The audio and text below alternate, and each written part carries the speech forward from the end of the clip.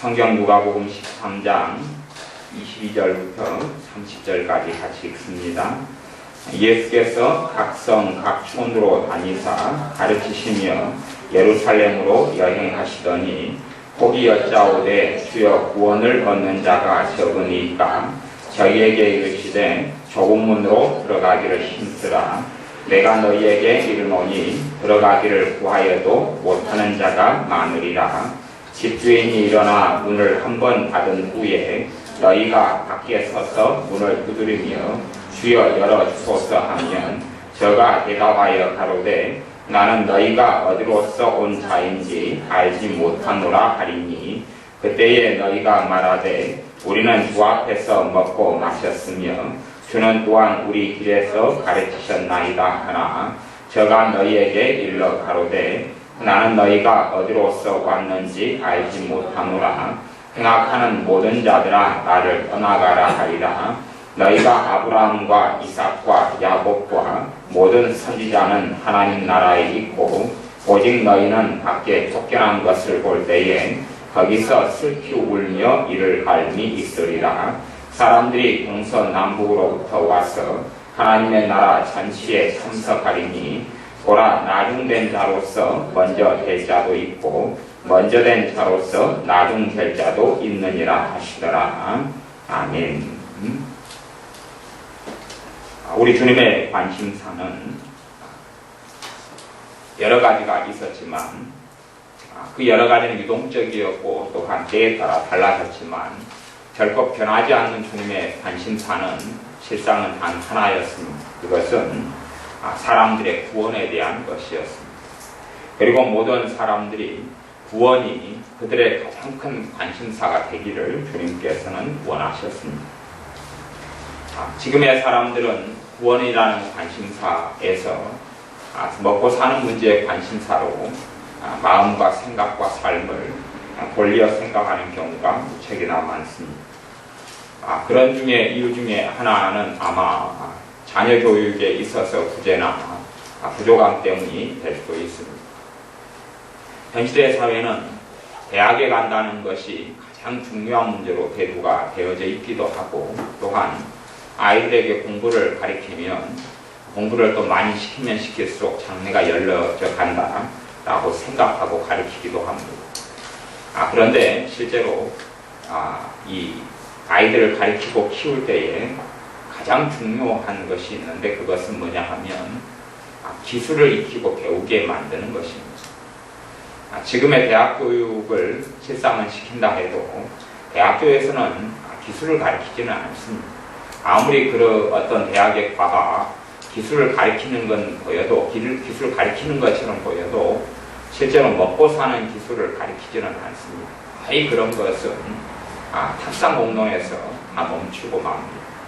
그렇기 때문에 갈수록 우리 현대 시대 사회 또 지금 미국에서 이 월가를 향해서 데모하고 전진하는 청년 또 대졸 이상의 실업자들의 행진과 데모가 급격하게 반향을 일으키면서 커져가고 있는데 그것은 대학을 나오면 먹고 살 길이 열려져 간다는 그 환상에 근거한 것입니다.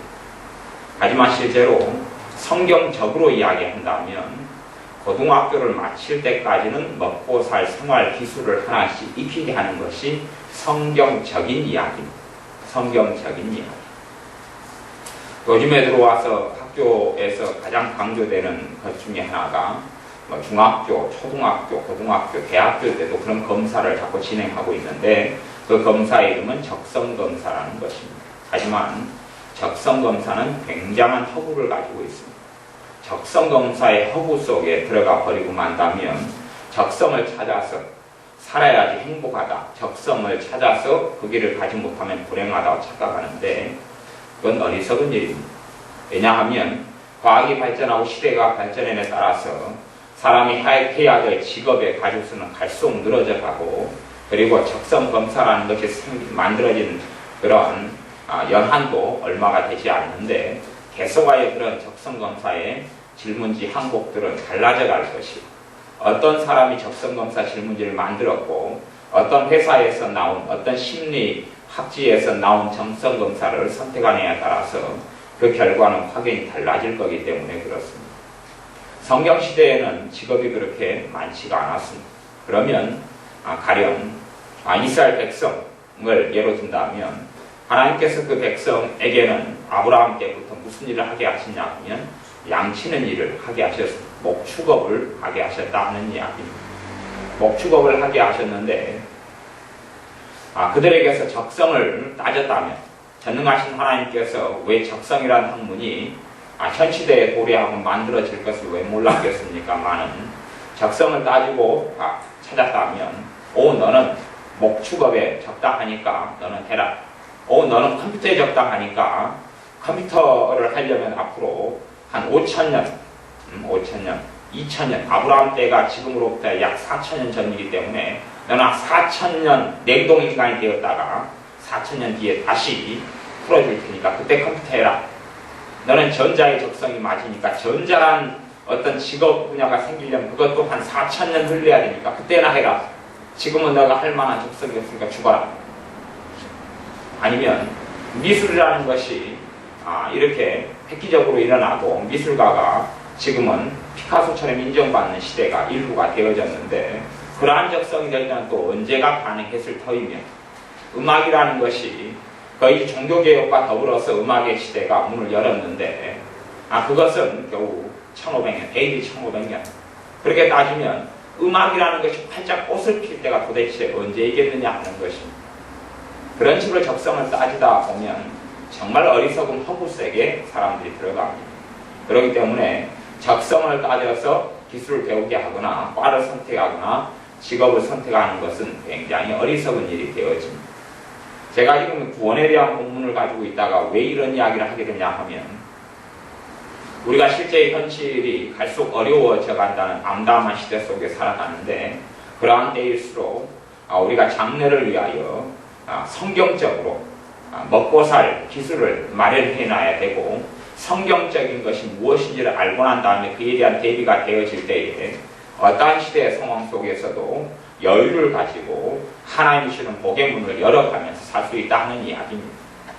물론 성경이 쓰여졌던 이 성경 66권에 쓰였던 배경을 본다면 지금이 전 세계에서 유로존의 문제 또한 주식의 폭락 그런 여러 가지 코스닥 폭락, 코스피 폭락 그리고 아주 그냥 강건하게 자리를 지키는 주식까지도 거의 무너져가는 상황 금가게 폭락 그리고 환율의 상승 하락 왔다 갔다 하지만 지금은 환율이 또 거의 200원 정도 올라서 1200원대를 돌파하느냐 마느냐 이러한 필요에 놓이고 이러한 문제는 앞으로 시간이 흘러가면 또다시 다른 문제를 계속하여 일으키게 될 것입니다. 하지만 성경 시대보다는 지금의 시대가 얼마나 살기 좋은 시대인지 성경 시대에는 목숨을 부지하지 못했던 이러한 때들이 너무나 많았고 국가의 형체도 없었던 시기이고 그리고 힘센 사람이 모든 걸 지배하고 장악하는 시대에 성경에 나온 하나님의 약속들이 선포되었고 하나님께서 하나님을 의지하는 자녀들과 함께 하셔서 그들에게 열어주셨다는 사실입니다. 그러나 신자들이 세상적인 가치관과 세상의 생각으로 우리가 그 길을 걸어가며 자녀들이 그러한 일을 걷게 만든다면 정말 어리석은 일들을 또한 많이 체험하게 될 수밖에 없습니다. 성경적인 교육으로 이야기한다면 이 땅에 살면서 최소한 고등학교 전까지 고등학교를 마칠 때까지는 기술을 습득할 수 있도록 해야 한다. 우리 주님께서는 목수의 일을 30살 때까지 하셨습니다. 목수의 기술을 습득하셔서 그 일을 하셨습니다.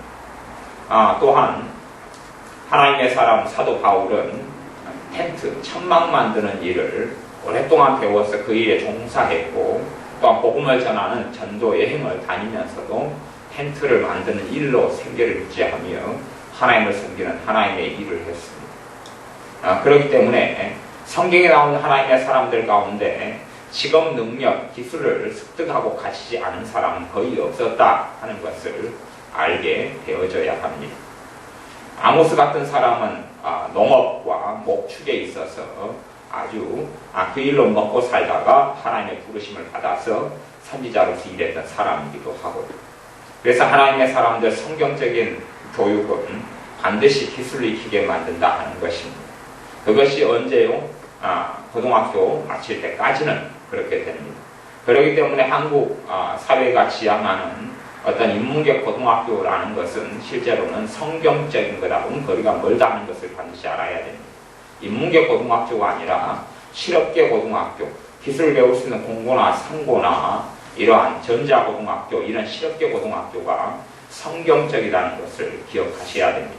그리고 거기에서 기술을 습득하게 만들어야 됩니다. 대학교 가서는 기초기술을 배워주지 않습니다. 가령 그러니까 어떤 전자과다 치면 예를 들어 한 공고 같은 데서 전자에 대한 기초기술들을 가르친다면 전자과라는 대학교를 들어가면 고등학교에서 배워야 될 기초기술을 이미 대학교에서 가르칠 때 인문계를 통과해서 나왔지만 이미 배웠다는 걸로 간주하고 그 위에서 가르치기 때문에 사상 누각이 되어져 버리는 일들이 많이 벌어집니다. 납땜이라 한다면 대학교 가서 납땜을 배울 일은 없다 그런 이야기죠. 그러니 납땜을 배우지 않고 관련과로 갔을 때는 가장 기본적인 납땜도 못하면서 패로도를 만드는 이상한 일 속에 들어가고 맙니다. 기술을 가진 사람은 어떠한 불황에 있어도 헤어날 길이 있습니다. 내 한 몸을 건사하고 가족을 건사할 수 있습니다. 하지만 대학이라는 허구 속에 빠져들어가서 환상 속에 이 연속극 드라마에서는 화이트 칼라, 블루 칼라가 아닌 화이트 칼라를 아주 높게 보고 좋게 보면서 책상에 앉아서 이론을 가지고 서류를 만들고 아니면 무슨 기한을 작성해가지고 하나를 제출하게 되면 대단한 학부가 되고 아주 커지는 그러한 판타지를 연속극이 제공하는데 그것은 거의 다 거짓말에 불과합니다. 천에 하나 만에 하나 일어나지 않는 일을 가지고 거짓말을 하는 그런 것이 됩니다. 그렇게 해야 연속극을 찍는 것이지요. 그런 판타지 속에 이 부모도 속고 또한 청소년도 속아 넘어가가지고 아주 특상 공론이 있는 학문 속에 들어가서 대학만 마치면 아니면 좋은 대학, 좋은 과만 이렇게 선택해서 다니게 되면 인생길이 펼쳐질 거라고 생각하지만 사실은 어떠한 대학의 전공을 나왔든지 간에 기술이 없는 사람들이 그 기술에 따라 전공에 따라서 어떤 직업 분야에 들어가가지고 일을 발휘한다는 것은 하늘의 별 따기처럼 어려운 일입니다. 단지 그냥 특상공론처럼 대학만 나온 사람들은 일자리만 있으면 다 해야 됩니다. 그렇지 않으면 살 수가 없게 되어지는 것이. 대학교 나온 사람들이 대학 어떤 과에 맞추고서 직장을 선택하는 경우는 거의 없습니다. 되는 대로 하는 것입니다. 문제는 뭐냐 하면 기술이 없기 때문에 그 일이 끝나버리면 또다시 들어가기가 어렵다 그런 이야기입니다. 그 환상을 깨뜨리지 않는 가운데서 젊은 시절을 낭비하면서 돌아버리게 되는 것이 지금의 한국 어떤 교육이나 또한 서구의 교육에 해당이 되어집니다.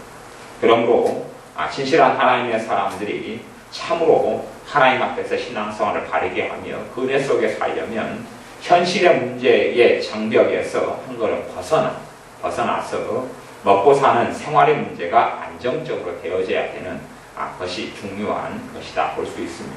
먹고 사는 생활의 문제가 안정적이 되려면 내가 언제든지 일할 수 있는 기술이 내 손에 있어야 됩니다. 그것은 나이가 20살이 넘어가 버리면 기술을 익히는 데는 굉장히 어렵고 그리고 시간이 흘러가게 됩니다. 그래서 20살 이전에 반드시 기술을 익히는 그러한 교육으로 들어가야 됩니다.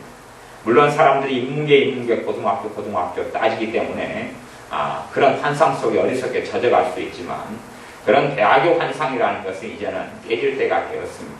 등록금이 얼마나 비싸고 그 비싼 한 학기에 500만원씩, 700, 800만원씩 해가지고 1년에 1000만원이 넘는 등록금과 생활비를 집어넣고 대학을 마쳐도 별것 없는 시대가 지금의 시대이고 아무리 거기에서 날고 긴다 해도 실제의 현장 속에서는 아무런 기술을 발휘하지 못하는 헛된 공상만 가리키는 것이 대학이라는 현실에 반드시 직면해야 됩니다. 그리하여 고등학교를 마치기 전까지 기술을 반드시 적성과 아무 상관없이 하나의 먹고 살 생활 기술을 반드시 습득하게 만들어야 됩니다. 그리고 그러한 것을 습득할 수 있는 학교가 있다면 그런 학교로 보내는 게 가장 좋고 지혜로운 것인데 그것이 실업계 계통의 학교라는 것을 명심해야 됩니다. 그리하여 그런 것을 습득하게 될 때에 기술이 있는 사람들은 언제나 기술을 찾아서 직장 생활을 할 수가 있고, 또한 내가 스스로 그 자리에서 기술을 가진 사람이 인생의 문을 열어갈 수도 있습니다. 그러나 기술이 없는 사람은 현실적이 되지 않고 실제적이 되어지지 않아서 어떤 탁상 공론 속에 돈을 좀 모아서 사업을 한다 칠지라도 그 사업이 성공하기는 어렵습니다. 아주 특별한 경우의 사람들만 성공하게 되지만, 내가 어떤 사업을 한다 그랬을 때 그 분야에서 특별한 기술을 가지고 있는 가운데 그쪽에 사업을 한다면 문제점과 현재에 뚫고 나가야 될 여러 가지 것들을 다 볼 수 있는 눈도 생기지만, 그쪽에 대한 기술이 하나도 없으면서 그쪽 일을 하고 그쪽 사업을 한다면 이 사람은 다른 사람에게 속아 넘어가기 좋은, 사기꾼에게 꼭 속아 넘어가기 좋은 그런 사람으로 전락해서 혼자 먹고 사는 것보다 돈을 빌려서 사업하면서 다른 사람과도 더 큰 어려움 속에 빠뜨려 넣게 됩니다. 그러므로 성경의 교육이라는 것은 아주 실제적인 교육이라는 것을 알아야 합니다. 그래서 내가 아이들을 교육시키고 가르칠 때에 반드시 어린 아이들을 가지고 있는 부모들은 20살 되기 전에 기술을 반드시 습득하고 가지도록 할 것. 기술을 습득하고 가진 사람은 또 다른 기술을 습득하기가 아주 쉬워집니다. 그것이 기술이 어떤 다른 기술이든지 간에 실제로 깊이 들어가면 원리를 가지고 있기 때문에 그렇습니다. 그래서 방법은 여러 삶의 모양의 방법은 많지만 그러나 원리는 비슷합니다. 가령 아이가 어떤 농고를 가서 농사일을 배웠다고 쳐요. 그러면 아이들이 배우는, 또 노인들이 하는 농사하고 젊은 사람들이 배우는 농사는 꽤 틀립니다. 같은 농사를 짓더라도. 거기에서 젊은 아이들은 학문을 바탕으로 일찍 기술을 배우기 때문에 거기에 아이디어가 있고 지식이 있고 지혜가 있습니다. 그걸 바탕으로 하면 요즘에 나무를 키우는 것, 화해를 하는 것, 꽃을 키우는 것, 이런 것부터 해서 여러 가지 직종, 그 농사에 대한 원리가 모든 데 다 작용하기 때문에 관련된 많은 직종 속에 종사할 수도 있습니다. 또한 예를 들어 비료 유통을 한다 치면 유통은 전혀 다른 거지요. 하지만 농사를 짓고 화해를 하고 알기 때문에 거기에는 뭐가 들어가면 비료가 들어가죠. 도대체 어떤 비료가 정말 좋고 효과가 있을지, 어떤 비료가 판매 루트가 좋을지 그 현장을 알기 때문에, 그리고 어디에가 그것이 실생활 어느 곳에서 이것을 사게 될지 이걸 알기 때문에 그런 부분에 있어서 조금만 더 지식과 경험과 연륜이 쌓인다면 훨씬 더 좋은 것을 할 수 있습니다. 이러한 여러 가지 이유 때문에 하나님의 말씀 성경은 정말 중요한 기술을 지향하고 기술에 대해서 이야기하는 것을 알 수가 있습니다. 이러한 문제가 해결되어질 때에, 그러한 문제 바탕이 있을 때에 우리 인생살이 속에서 훨씬 평안하고 굴곡지지 않은 길을 갈 수 있고, 하나님께서 그에 따라 아름답고 좋은 길들을 우리에게 지혜를 주시고 기도의 응답으로 인도하심으로 열어가실 수 있습니다. 하지만 허구를 줍는 사람들, 환상을 줍는 사람들, 로또 복권처럼 단지 그것만이 허구나 환상이 아니라 어떤 대학의 환상을 줬고 인문계의 환상을 줬고 아니면 좋은 과만 나오면 어떻게 될 줄로 아는 그 환상과 허구에 젖는 사람들은 그 환상을 깨뜨리지 못하고 계속 그 가운데 돌게 됩니다. 가령 예를 들어서 우리나라에 좀 괜찮은 대학교로 연대고대가 있다고 쳐요. 연대고대가 있으면 연대 출신의 무역학과라고 쳐요. 그러면 기술은 하나도 없죠. 무역에 대한 이론 몇 개만 배웠습니다. 그러면 이제 무역으로 해서 돈을 벌거나 그런 일에 종사하려고 애를 쓰게 될 거예요. 하지만 그쪽으로 직업의 문이 열리는 것은 하늘의 별따기처럼 어렵습니다. 이 사람이 현실에 적응을 못하는 이러한 사람이 되고 맙니다. 그리하여 좋은 대학에 나왔기 때문에 그 환상만 붙잡고 사업 구상만 하다가 돈만 끌어들여 쓰다가 자기가 가지고 있는 환상과 현실이 너무 다르기 때문에 현실 적응하지 못하는 현실 부적응아가 되고 맙니다. 지금의 사회와 현실의 부적응아가 가득한 사회. 대학 출신으로서 아무것도 못하는 사람들이 많은 그러한 현실 부적응아가 많은 사회. 그래서 환상은 크고 현실은 큰데 실제로 생산에 종사하는 사람은 거의 없는 시대. 그러면서 잘못된 소비를 부추기는 이러한 3차 서비스 산업이라는 명목을 달고 무수하게 많은 이러한 차원들을 갉아먹는 이런 업종과 직종만 생겨나서 한국이나 전 세계가 고태를 초래하고 경제적인 어려움을 초래하는 이러한 어리석은 세계로 흘러가고 있습니다. 우리는 기본적인 생업, 자녀들이 먹고 살 생활의 길을 부모로서 마땅히 준비해야 되는데 그것이 하나님께서 이스라엘에게 명한 교육이었습니다. 그래서 이스라엘 같은 경우는 반드시 지금의 이스라엘도 2000년간 나라가 없다가 1948년 나라가 생겨났던 2000년 만에 나라가 생겨났던 이스라엘, 성경 구약 성경이 바탕으로 하는 자녀교육을 시키는 이스라엘조차도 반드시 기술을 익히게 만듭니다. 어린 시절에 반드시 기술을 익히게 만들고 그 다음에 길을 걸어가게 만듭니다. 가령 적성검사를 한다고 쳐요. 적성검사가 다이아몬드 이런 가공 기술 이런 게 나옵니까? 안 나오죠. 다이아몬드 가공 기술 대부분의 중요한 것은 다 이스라엘 사람들이 다 붙잡고 있습니다. 그건 배워서 하는 것이죠. 대신 손재주가 있는 사람이 손재주를 어느 쪽으로 쓰느냐에 따라서 다이아몬드 가공으로도 갈 수 있고 그림으로도 갈 수 있고 또 아니면 뭐 이발로 이렇게 갈 수도 있고 아니면 그런 나무를 수목을 다듬는 그러한 원해로도 갈 수 있고 여러 가지가 갈 수 있을 거 아니에요. 그때 맞추어서 환경이 되는 대로 그 기술을 개발하고 만드는 것이죠. 그렇게 하다 보면 기술의 확장이 일어나고 그러한 기술에 대한 원리들을 알게 되면서 그 길을 확장하고 열어갈 수 있습니다. 그런데 젊었을 때 어렸을 때 그러한 기술을 습득식으로 가르치지 않으면 인생의 중요한 시기 때 문이 닫혀버리고 마는 것이에요. 그러니까 저 같은 경우도 이런 사범대에 나오고 고등학교에 재직하고 교육 쪽에 오래 관심을 가지고 여러 가지 시간이 흘러오면서 깨닫게 된 것이 내가 고등학교 때 인문계를 갔던 것이 큰 어리석음이었다. 인생의 가장 큰 오류 중에 하나였다. 그때는 왜 그때 실업계 계통을 가야 될 그때는 이제 인터넷도 없었고 아무 정보도 없었던 시대였기 때문에 그러긴 했는데 정말로 그 오류, 큰 오류를 범해서 우리 가족 전체가 그런 인문계라는 잘못된 길로 들어서서 어려움을 굉장히 오랜 시간 동안에 많이 자초했고 고생을 많이 했다 하는 깨달음을 그러한 세월이 지난 다음에 한 20년이 지난 다음에 깨닫게 되는 어리석음입니다. 뒤늦게 알게 되는 어리석음인 것이에요. 하지만 거꾸로 또 실업계 계통을 나온 사람들은 또 큰 어리석음을 가지고 있습니다. 왜냐하면 열등감을 가지고 있고 그 배워야 될 기술을 배워야 될 시기에 그 시기를 학업의 등한히해서 기술을 배우지 못하고 대학이라는 잘못된 환상 속에 들어가 버리고 열등감 속에 들어가 버리고 그 깊이 있는 어떤 기술을 익히며 한 단계 진부할 만한 시기를 또 놓쳐버리는 또 다른 어리석은 극단을 가지고 있습니다.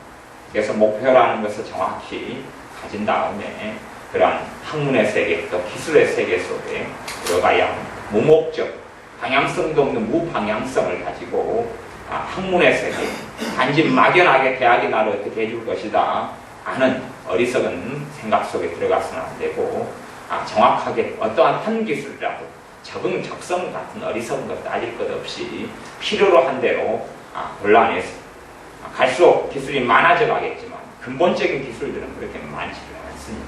그런 것들을 찾아내서 해야 되는 것, 그것이 하나님의 사람들에게 하나님께서 요구했던 그러한 것이 된다는 것을 구약의 전체 교육을 통해서 신자들은 반드시 알고 있어야 됩니다. 그 다음에 주님께서 이제 제자들에게 제자들이 주님께 여쭈었던 질문이 23절인데 누가복음 13장 23절을 읽어보겠습니다. 혹이 여짜오되 주여 구원을 얻은 자가 적으니이까? 구원을 얻은 자가 적으니이까? 물으니 주님께서 적다 많다 이야기하지 않습니다. 왜냐하면 이런 질문은 굉장히 어리석은 질문이 됩니다. 적다 많다 대답해도 도대체 어느 기준에서 적다는 이야기고 어느 기준에서 많다는 이야기겠습니까? 절반이 넘으면 구원받는 사람이 절반 넘으면 많은 겁니까? 절반보다 적으면 적은 겁니까? 도대체 이런 질문은 답이 없는 질문이다. 쓸데없고 헛된 질문이다 하는 것을 알 수가 있고 한마디로 이런 질문에는 답을 할 수가 없다 하는 것이죠.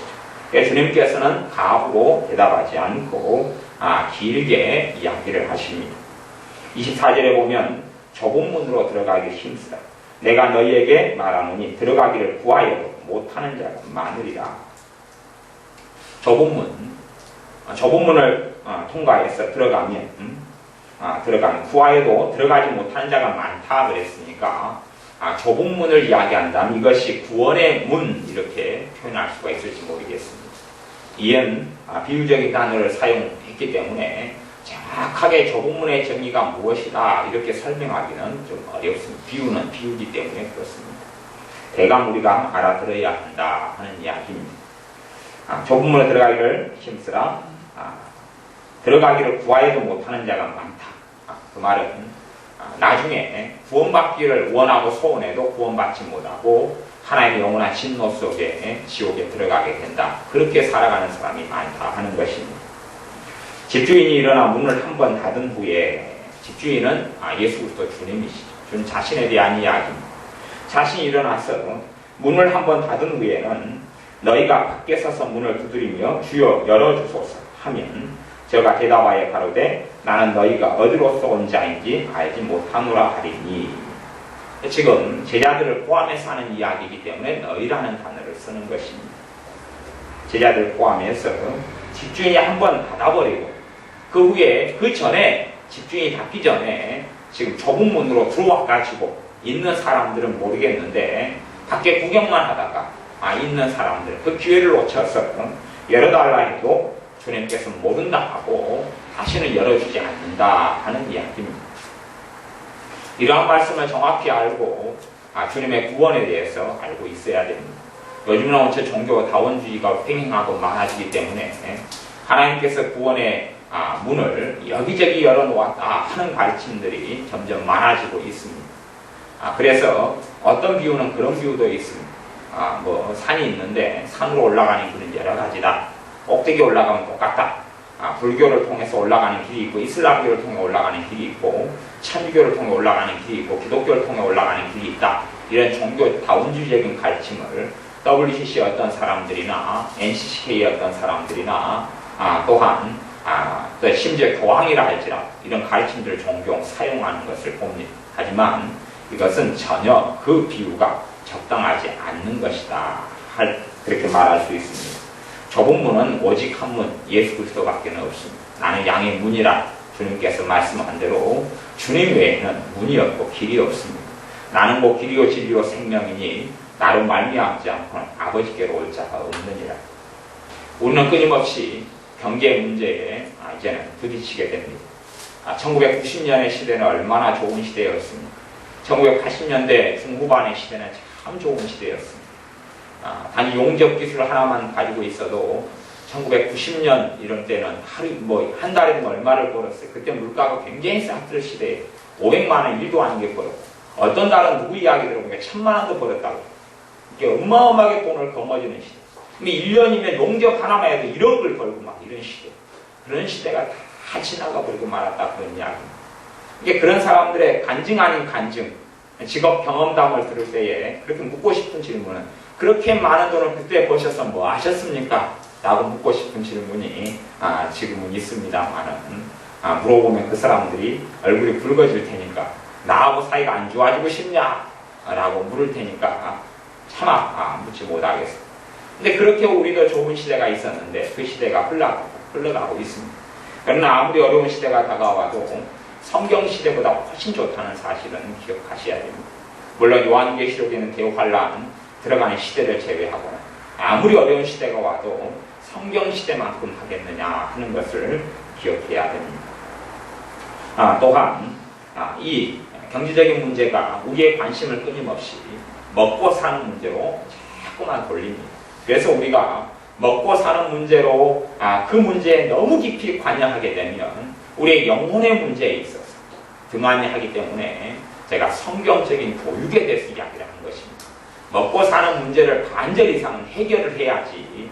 안 그러면 목구멍이 포도청이라고 내가 당장 오늘 저녁 먹을 것이 없는데 어떻게 내 영혼의 문제에 당장 관심을 그렇게 깊이 기울이겠냐 하는 것입니다. 왜냐하면 우리는 그렇게 생각해요. 내가 사는 것이 천년만년일 줄 알고 생각합니다. 내가 그냥 한정없이 오래 살 줄 알고 생각합니다. 죽는 날을 전혀 꿈꾸지 않는다는 것이죠. 제가 이제 40대 애가 이제 몇 년 넘어섰는데 옛날부터 오래전부터 사람 시체를 많이 만지고 많이 다루었습니다.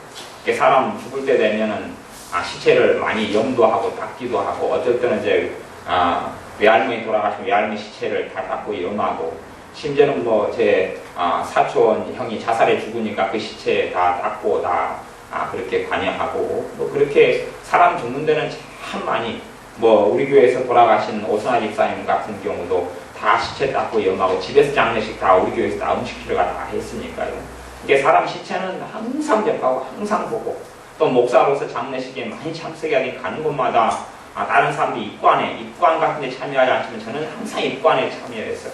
또 우리 교회 뭐 박종남 성도님 돌아가시거나 뭐 이런 사람도 우리 교인만이 아니라 사교인들도 장례식 있으면 아는 분들이 부르니까 가면은 입관 가서 시신 얼굴 보고 이렇게 다 알코올로 마지막에 이렇게 관에 집어넣기 전에 다 닦고, 앞뒤로 몸 돌려가지고 닦고, 그리고 다시 옷 입혀가지고 넣고.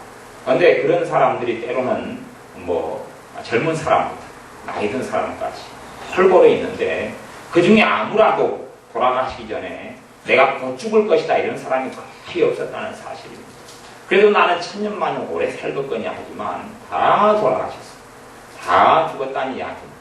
그렇게 하는 것이 우리의 인생인데, 그러나 내 눈에 현실적인 먹고 사는 문제가 긴박하게 되어지면 우리의 죽음에 대해서, 하나님 앞에 우리가 설날에 대해서 별로 생각도 않고 돌아보지도 않는다, 그런 이야기입니다. 그렇기 때문에 성경적인 교육으로 먹고 사는 기술을 반드시 익히도록 하는 부분을 잘 가르치고, 그렇게 자녀들을 양육하고 키워놓는다면 내 자녀들이 또한 그러한 장래에 있어서 하나님 말씀에 더 귀를 기울이게 되고, 그리고 우리의 영혼의 문제에 있어서 시간을 보낼 그런 여유나 마음이 있다 하는 이야기입니다.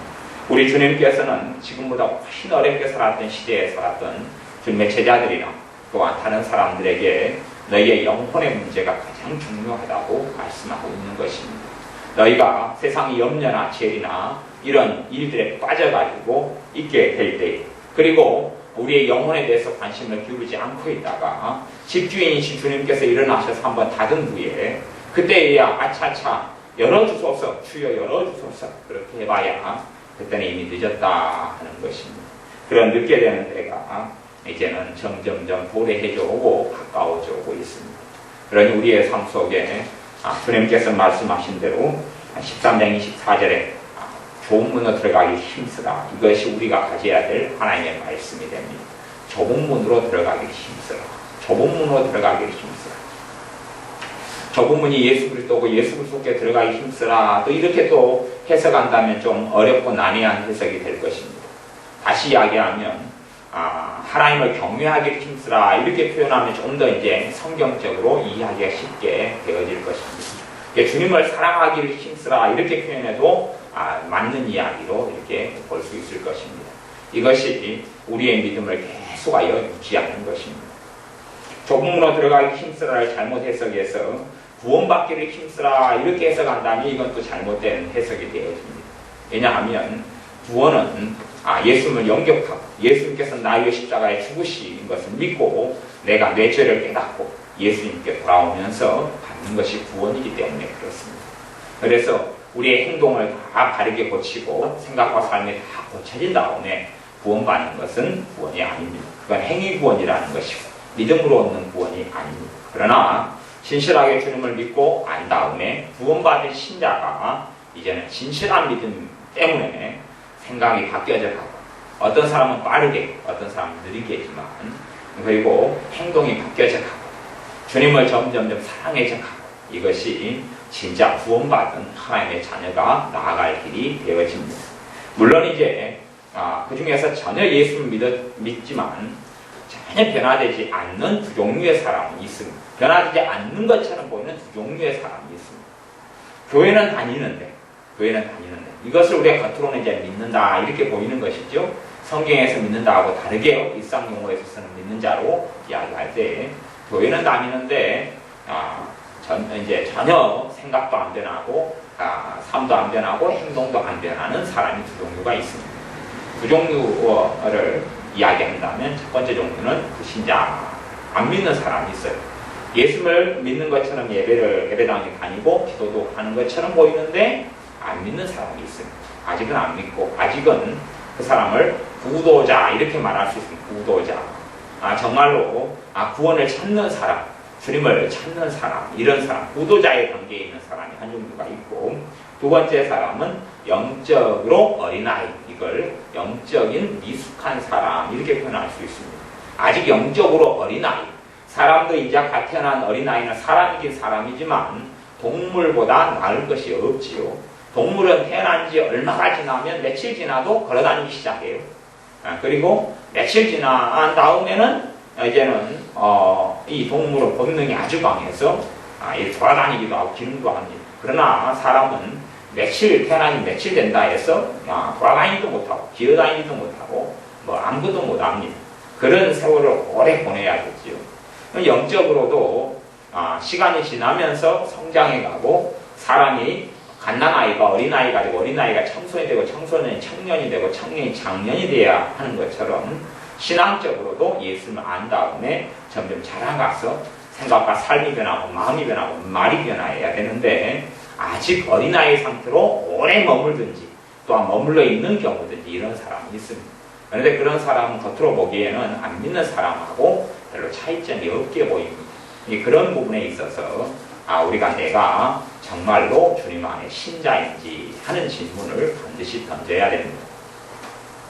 참으로 재미난 사실은 과거 역대로부터 하나님의 사람들의 이런 글들이나 전기들을 쭉 보면 그 사람들의 인생과 삶이 본격적으로 달라지기 시작한 것이 어느 때냐 그렇게 말할 때에 두 가지 시점을 경험하고 인생과 삶이 달라졌던 것을 봅니다. 그런 선교사의 아버지, 선교의 아버지라고 일컬어지는 윌리엄 캐리 같은 사람 어느 때 달라졌느냐, 루터 같은 사람도 어느 때 달라졌느냐, 또 칼빈 같은 사람도 어느 때 달라졌느냐, 인생과 삶에서 어느 때에 정말로 획기적인 변화를 체험했느냐, 이렇게 물어 따져볼 수 있는데 윌리엄 캐리의 경우도 그런 경우 근데 두 가지 크게는 이제 성경적으로 이야기하면 그 사람이 정말 달라지게 된 계기가 두 가지가 있는데 사도행전적으로 이야기하거나 사복음서로 이야기한다면 첫 번째는 예수님을 영접할 때 그때 달라지는 사람, 두 번째는 사도행전 2장의 경험 성령 세례를 체험하고 그때부터 달라지는 사람 이렇게 말할 수 있습니다. 그러니까 예수님을 영접했다 해서 인생과 삶이 아주 달라지는 것처럼 획기적인 체험을 하는 경우는 일반적으로 드물기 때문에 하나님을 정말로 더 깊이 있게 피부로 그냥 느낄 정도로 하는 것을 성령 세례라고 합니다. 아예 성령의 놀라운 역사가 나타나가지고 내가 전혀 부인할 수 없이 살아계신 하나님을 만나는 것이 성령 세례인데 그것을 꼭 받아야 한다 그렇게 성경은 이야기하고 있습니다. 그런데 이제 그런 면 말고 다른 면에서 달라지는데 예수님을 믿어요. 이제 많은 사람들이 믿는데 잠깐 예수님 영접하고 믿을 때는 믿음이 좀 있다가 며칠 지나고 나면 또 흐릿해지고 약해지는 경향성을 점점 가집니다.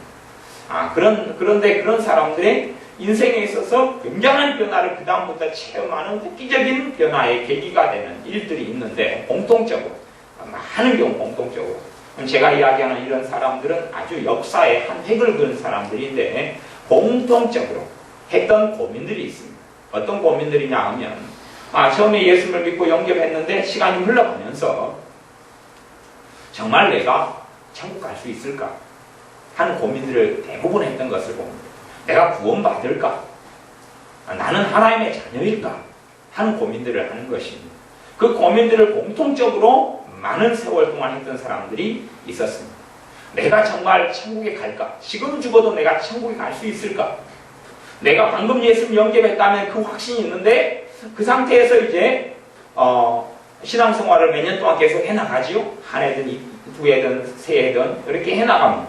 해나가다 보면 내가 예수를 믿는다 그러지만 내 삶 속에 뭐가 있는 것을 발견합니까? 죄가 많은 것을 발견합니다. 13장 27절에 보면 주님께서 하신 말씀이 있습니다.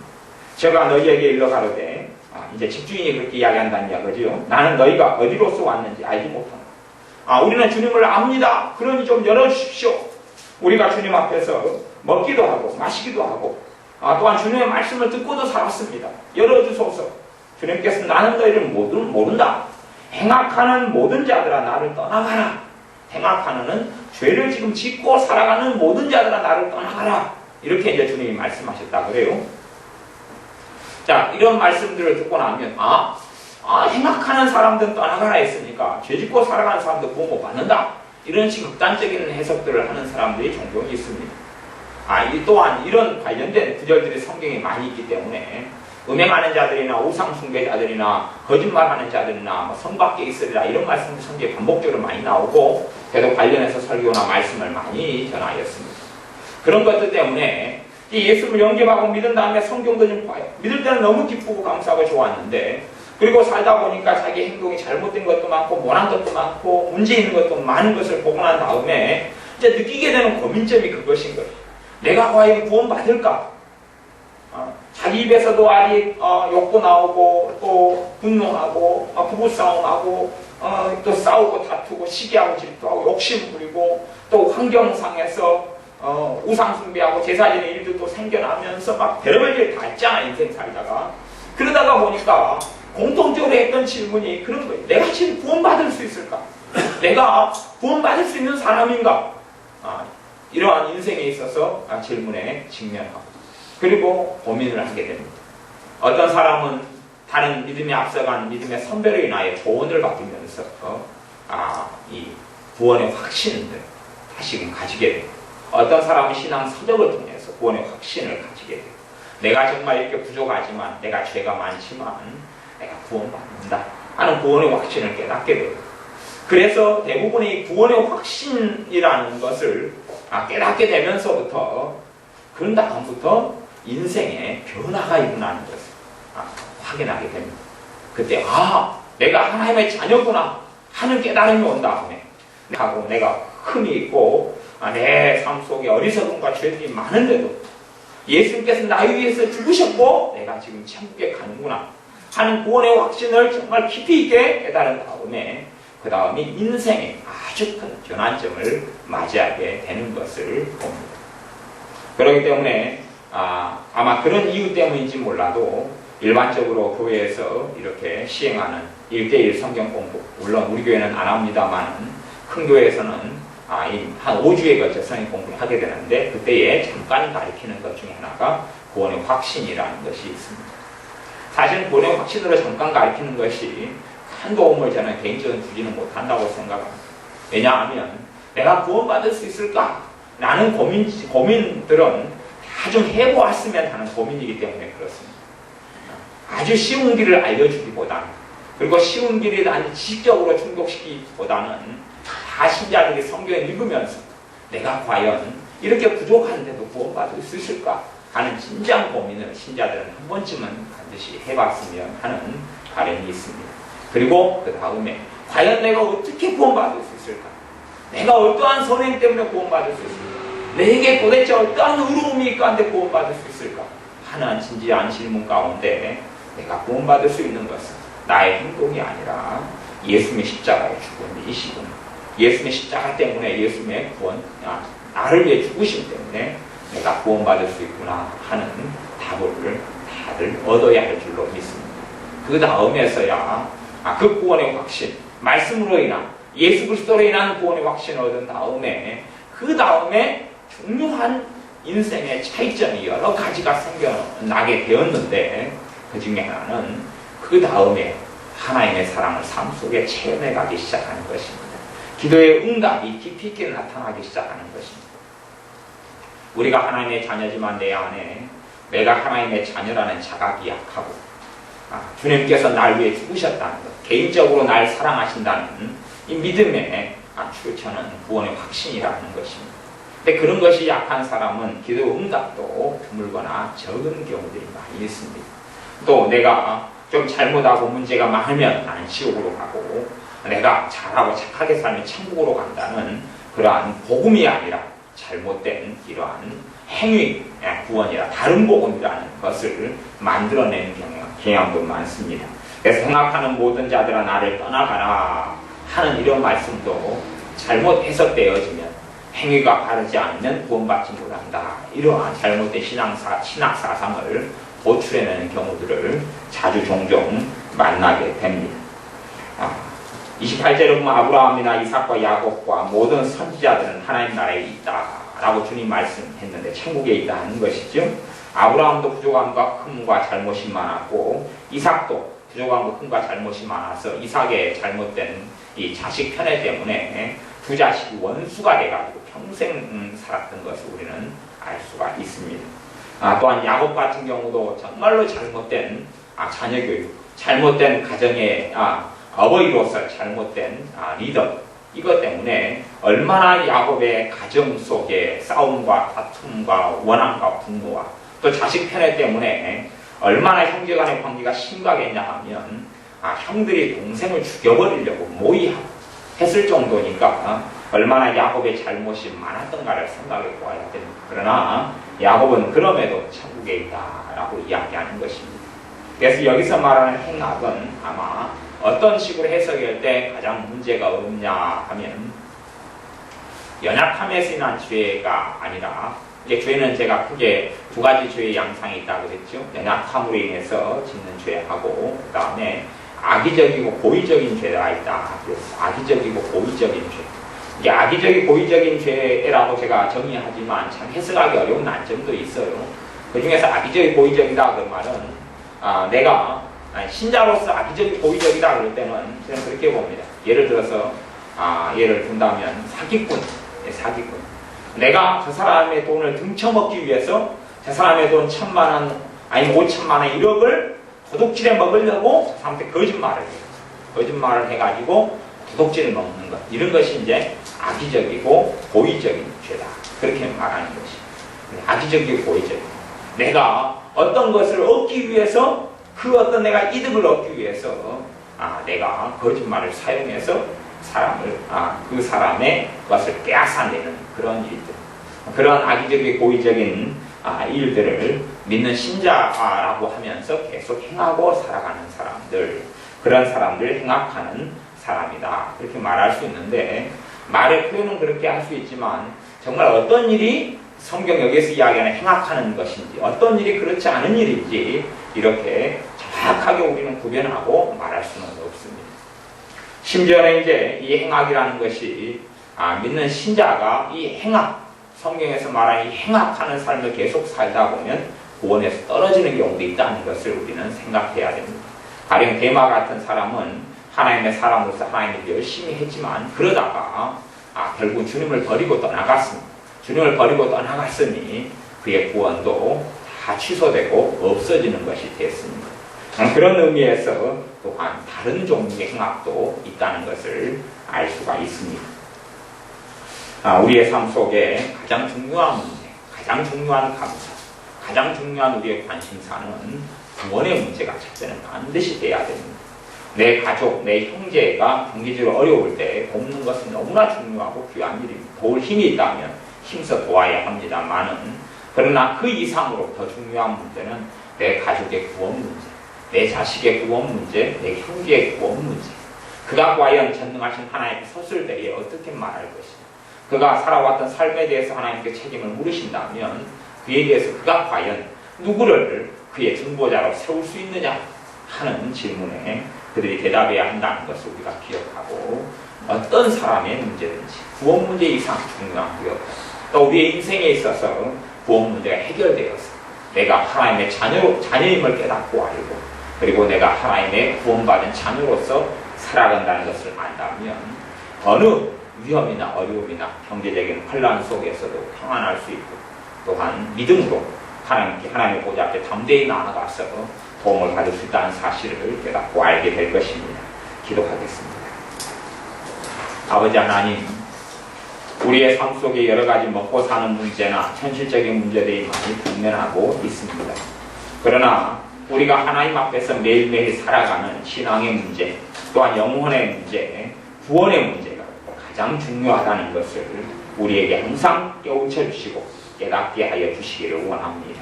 무엇보다 어려움에 처한 내 형제, 내 가족이 있지만 그러한 현실적인 어려움보다 더 중요한 것은 하나님 앞에 어떻게 살 것이냐, 하나님과의 관계가 더 중요하다는 것을 깨달아 영혼의 문제를 위해서, 구원의 문제를 위해서 항상 토로하며 하나님께 기도하는 우리가 되게 하여 주옵소서. 또 우리의 삶 가운데 여러 가지 문제 가운데 얽매이다 보면 시간이 어떻게 흘러가는지 모르고 흘러가게 되오나 우리에게 가장 중요한 것이 우리의 매일매일의 하나님과의 관계이며 신앙이며 구원의 문제라는 것을 깨닫고 알아서 주님과 평화한 속에, 화평한 속에 살게 하시며 어려움 속에 기도하여 하나님의 도우심과 은혜를 날마다 누리는 우리가 되게 하여 주옵소서. 예수님의 이름으로 기도하옵나이다. 아멘.